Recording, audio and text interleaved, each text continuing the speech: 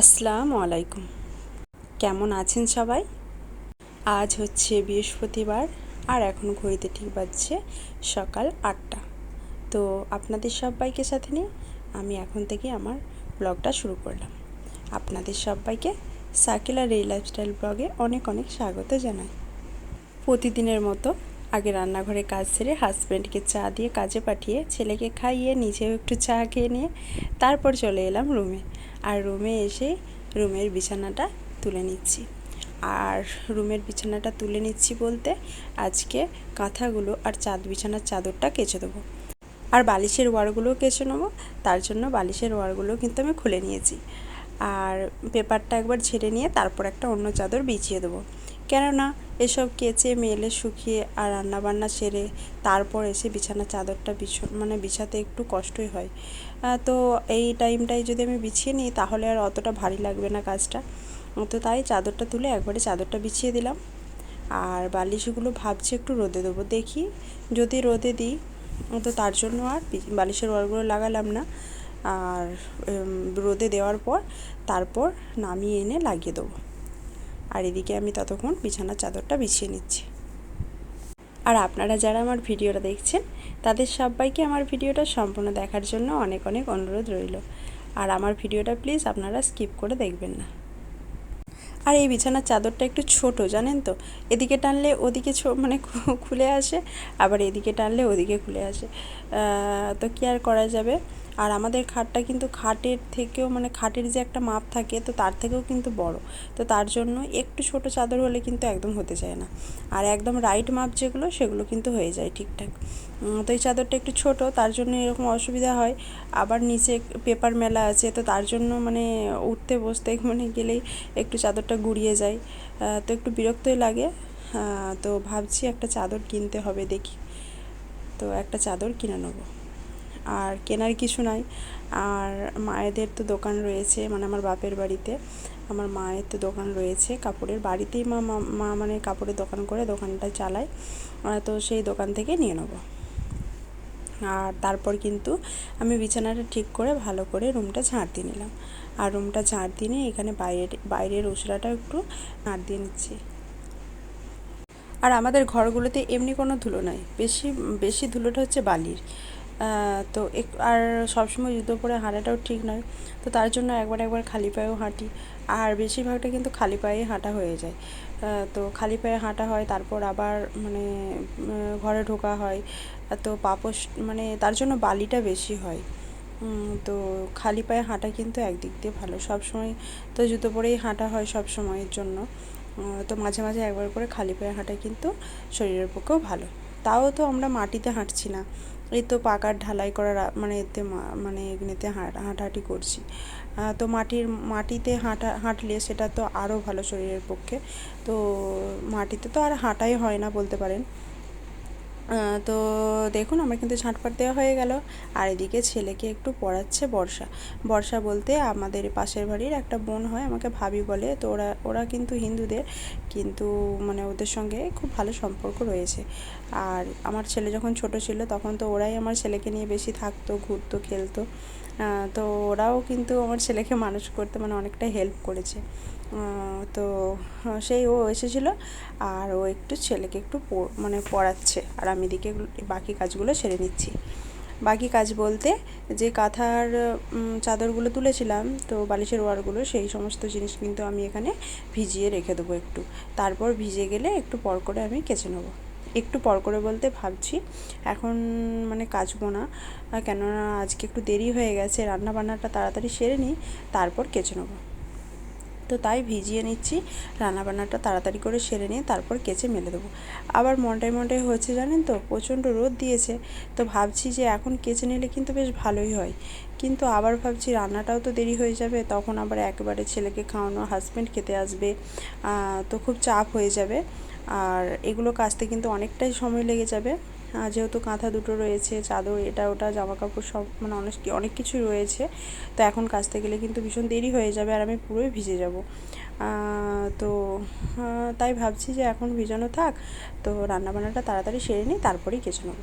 তো দেখুন আমার কিন্তু কাঁথাগুলো ভেজানো হয়ে গেছে, আর এদিকে আমি বাকি জামা কাপড় যেগুলো রয়েছে সেগুলো বালতির মধ্যে ভিজিয়ে দিলাম। আর কাঁথাগুলো যেহেতু অনেক মানে বড়, তো ওগুলো তার বালতিতে ধরবে না, তো তার জন্য ওই দুটো কাঁথা আমি একবারে গামলাতে ভিজিয়ে রেখে দিয়েছি। এই দেখুন ভেজানো কিন্তু হয়ে গেছে। তো তারপর আমি এখানে আনাজটা করে নেবো। হ্যাঁ, তো দেখুন শুধু রান্নাবান্না করে নেবো বলতে গেলে তো হবে না, মানে রান্নাবান্না করার আগে কত কিছু কাজ থাকে। তো রান্নাবান্না করার জন্য যে জোগাড় করতে হয়, রান্নাবান্না কী রান্না করব সেটা মানে ভাবতে হয়, তো সেটা জোগাড় করতে হয়।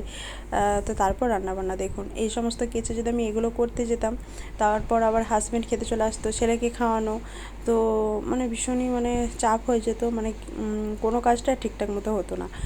আর তাড়াহুড়ো করে কাজ করতে গেলে আমার ভীষণ কষ্ট হয়। আর এই কদিন এত গরম গুমসানি রেখেছে কি বলবো আপনাদেরকে। আর হচ্ছে আজকে কি হয়েছে জানেন তো, সকালের দিকে একটু ছেলেকে নিয়ে বাইরে বসেছিলাম। আর একটু মানে বাইরে বসে থাকা মানেই কাজের দেরি। সকালে আপনি যদি আধ ঘন্টা 1 ঘন্টা বসে পড়েন তাহলেই ব্যাস হয়ে গেল। তো সমস্ত কাজেরই কিন্তু দেরি হয়ে, মানে মেন বিষয় হচ্ছে এটা, যে আমি সকালে একটু মানে গ্যাপ দিয়ে দিয়েছি কাজে। তো গ্যাপ দেওয়ার কারণে কিন্তু আমার অনেকটাই কাজে লেট হয়ে গেছে। তো লেট হয়ে যাওয়ার জন্যই কিন্তু এরকম মানে তাড়াহুড়োর মধ্যে আমাকে কাজ ছাড়তে হচ্ছে। তো আজকের দিনটা কিন্তু আমার মানে কীভাবে কীরকম কাটলো বা কীরকম কাটছে সেটা কিন্তু আপনাদেরকে আমি সমস্তটা শেয়ার করব। আর এখানে দেখুন আমি আনাজ করছি, খোসাগুলো ছেলে এক একটা করে নিয়ে ডাস্টবিনে ফেলছে। মানে বুঝতে পারছেন তো ছেলে আমার কতটা কাজের, মানে কী বলবো। তো চলুন, আমার কিন্তু অনেকটাই আনাজ শেষের দিকে। তো আজ কী রান্না করব সেটাও আপনাদেরকে বলে দিচ্ছি। তো আজ রান্না করব, তো আলু আর আমি ঘিয়ে করলাটা কুচিয়ে নিয়েছি। তো আলু আর ঘিয়ে করলা দিয়ে একটু পোস্ত দিয়ে চচ্চড়ি মতো করব। আর হচ্ছে করব আপনার পেঁপে ডাল। আর আর করব আর একটু মানে চিকেন ম্যারিনেট করে একটু ভেজে নেবো ছেলের জন্য।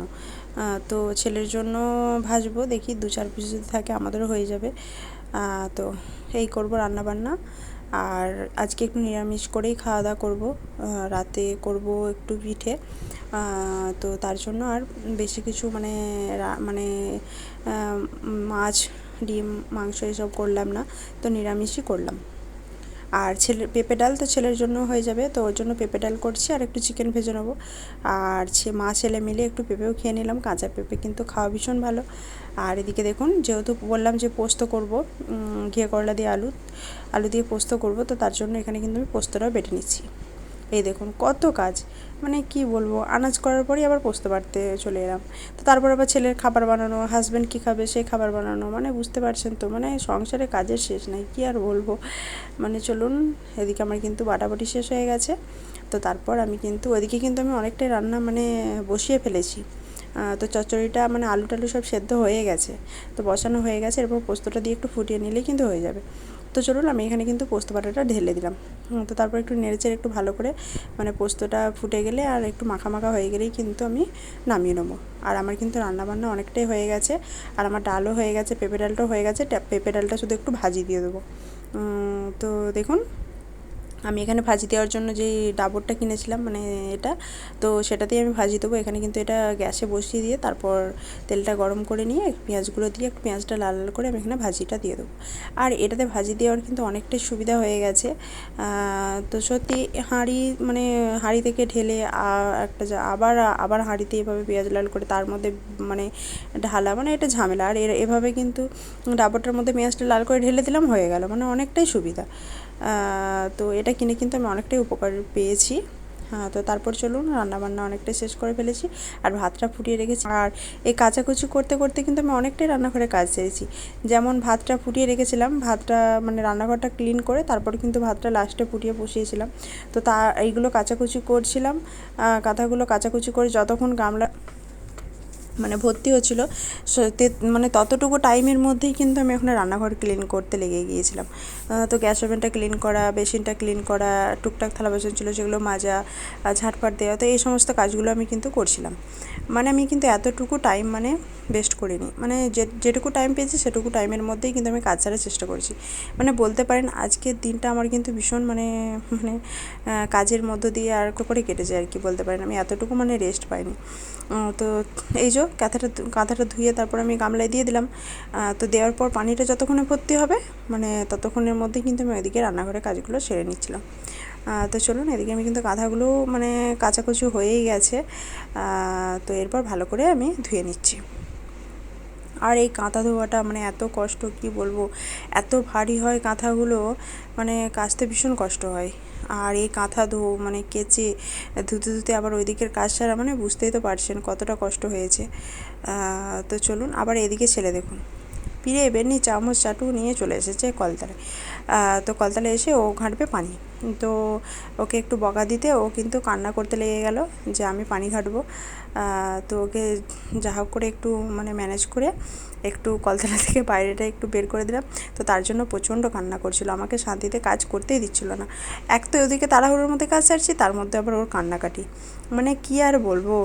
তারপর দেখুন এদিকে কিন্তু কাচাকুচিটা আমার কাঁথাগুলো হয়ে গেছে। তারপর ধুয়ে আমি নিজেটা রেখে দিয়েছি মানে ঝুড়িটাতে, যাতে একটু পানিটা ঝরে যায়। আর পানিটা ঝরতে ঝরতে এদিকে জামা কাপড়গুলো কাচা হয়ে যাবে। তার জন্য আমি কাঁথাটা আগে ধুয়ে নিলাম, যাতে কাঁথার পানিটা এক্সট্রা পানিটা বেরিয়ে যায়। তাহলে কী হবে, এগুলো ধুতে ধুতে আমার পানিটা ঝরে গেলে আমি সমস্ত কিছুটা একসঙ্গে যেয়ে মেলে দিতে পারবো। তো চলুন, এদিকে কিন্তু কাচাকুচি হয়ে গেছে। তো এই জামা কাপড়গুলো আমি ভালো করে ধুয়ে নিজেরে নিলেই কিন্তু হয়ে যাবে। তারপর আমি ছেলেকে একই মানে সঙ্গে আমি কিন্তু গোসলটাও করিয়ে দেবো। তো গোসলটা করিয়ে দিয়ে তারপর আমি জামা কাপড়গুলো যাবো ছাদে মেলতে। তো আপনারা ভিডিওটা দেখতে থাকুন। আর আপনারা হয়তো ভাববেন যে কাচাকুচি করতে করতে আবার বাড়ির কাজ সারা যায়, মানে রান্নাঘরে এটা ওটা কাজ সারা যায়। হ্যাঁ যায়, আমি কিন্তু ভিডিওটা অনেকটা মানে কেটে কেটে মানে ভিডিওটা করেছি। তো সবটা দিইনি, তো যেটুকু মানে মানে অনেকটা মানে বড় ভিডিও মানে হয়েছিল এটা, তো সেটা তো কাট করতে হয়েছে, তার মধ্যে কতটা মানে কাটা হয়েছে ভাবুন। তো সেইটুকু টাইমের মধ্যেই কিন্তু আমি কাজটা সেরেছি। তো দেখুন এখানে কিন্তু ছেলেকে নিয়ে চলে এসেছি কলতলায়। তো এরপর ওকে গোসলটা করিয়ে দেবো। আর ও কিন্তু প্যান্ট পরে গোসল করবে না, তার জন্য কান্নাকাটি করছে। প্যান্ট খুলেও গোসল করবে। তো কী আর করা যাবে, তাই আজ ভিডিওটা করলাম না।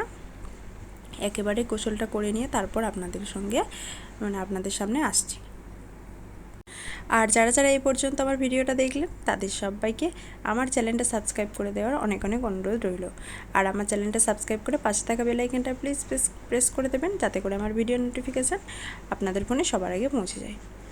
আর আমার ভিডিওটা যদি আপনাদের খুব ভালো লাগে তাহলে প্লিজ আমার ভিডিওটি একটি লাইক দিয়ে শেয়ার করে দেবেন আপনাদের বন্ধুবান্ধব আত্মীয়স্বজনদের কাছে, যাতে করে আমার ভিডিওটা সবার কাছে পৌঁছে যেতে সাহায্য করবে। আর এই দেখুন ছেলেকে জামা প্যান্ট পরিয়ে গোসল করিয়ে মানে জামা প্যান্ট পরিয়ে মাথাটা আঁচড়ে ওকে বসিয়ে দিলাম খেলনা দিয়ে, ও খেলা করুক একটু। আর সেই পাকে আমি ছাদে এসে এই যে কাঁথাগুলো মেলে দিলাম দেওয়ালে। তো ছাদের দেওয়ালে কাঁথাগুলো মেলে দিলাম। আর এই ঝুড়িটা একটু রোদে দিয়ে দিলাম, যেহেতু ঝুড়িটা ভিজে গেছে তো রোদটা পেয়ে মানে একটু শুকিয়ে যাবে। তো এদিকে কাঁথাগুলো মেলে দিলাম। আর দড়িতে আমি যে সমস্ত শুকনো জামা কাপড়গুলো সকালের মেলা রয়েছে তো সেগুলো তুলে নিই, তারপর আমি ভিজে জামা কাপড়গুলো মেলে নেব। আর কাঁথাগুলো আমি কিন্তু ভিজে অবস্থায় এভাবে দেওয়ালেই মেলি। তো তারপর একটু শুকিয়ে গেলে তারপর আমি দড়িতে মেলে দিই। আপনারা কিন্তু আমার আগের ভিডিও মানে দেখে থাকবেন যে আমি কাঁথাগুলো শুকিয়ে গেলে কিন্তু আবার আমি দড়িতে মেলে দিই।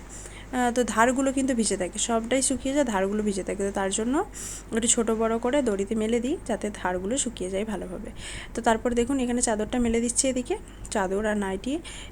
তো এটা ওটা এদিকে মেলে দেবো আর বাকিগুলো এদিকে মেলে দেবো। তো ছাদটা মানে প্রচুর বড় এই মানে আর মানে মেলার অনেক জায়গা, আর চারিদিকেই দড়ি খাটানো আছে। তো মেলার মানে জায়গার অভাব নাই, আর পুরো ছাদটাতেই কিন্তু রোদ থাকে। তো সেই ক্ষেত্রে মানে যেখানে খুশি মেললেই হলো। তো আর যা রোদ দিয়েছে আজকে, তো শুকাতে বেশিক্ষণ টাইম লাগবে না। তো দেখুন আমি কিন্তু এদিকে চাদরটা নাইটিটা মেলে দিলাম, আর এদিকে আমি কিন্তু বাকি জামা কাপড়গুলো মেলে দিচ্ছি। আর শুকনো জামা কাপড়গুলো কিন্তু আমার মানে এর আগে আমি তুলে নিয়েছি।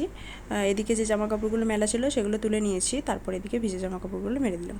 আর একটু আগে একটু মেঘলা মেঘলা করছিল, তো আমি ভাবলাম আবার বৃষ্টি নেমে যাবে নাকি, মেঘ উঠে যাবে নাকি, তো এরকম ভাবছিলাম। তারপর দেখলাম যে না, আবার রোদ দিয়েছে। তো এরকম কিন্তু আপনারা দেখে থাকবেন যে একবার কিন্তু হয়। তো দেখুন আমার কিন্তু জামা কাপড়গুলো মেলা হয়েই এসেছে। তো তারপর কিন্তু আমি এখন গোসল করব না, ভাবছিলাম যে গোসলটা করে নেবো, তারপর ভাবলাম না। তো যেহেতু পিঠে করব, তো তাই পিঠে করার আগে কিছুটা মানে জোগাড়যন্ত্র করে রাখবো।